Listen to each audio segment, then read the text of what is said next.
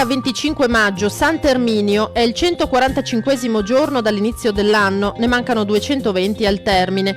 Il sole sorge alle 5:30 e tramonta alle 20:45, la luna si leva alle 3:41 e tramonta alle 17:17.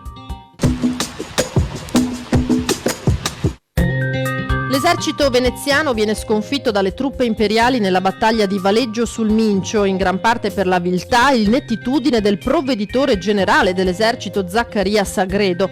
Tornato a Venezia, questi viene destituito dalla carica di procuratore di San Marco e condannato a 10 anni di carcere.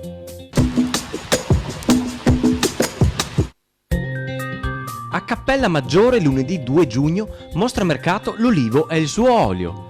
Un'occasione unica per conoscere ed apprezzare un olio extravergine di qualità superiore, di produttori italiani e stranieri.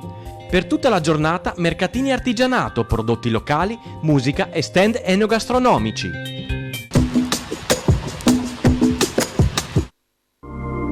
Le previsioni per domani: zone di sereno si alterneranno a nuvolosità variabile. Precipitazioni, probabilità medio-bassa in pianura e medio-alta in montagna. Ci saranno piogge sparse un po' più frequenti in montagna, a tratti temporali. Temperature generalmente in lieve aumento di notte e in lieve calo di giorno.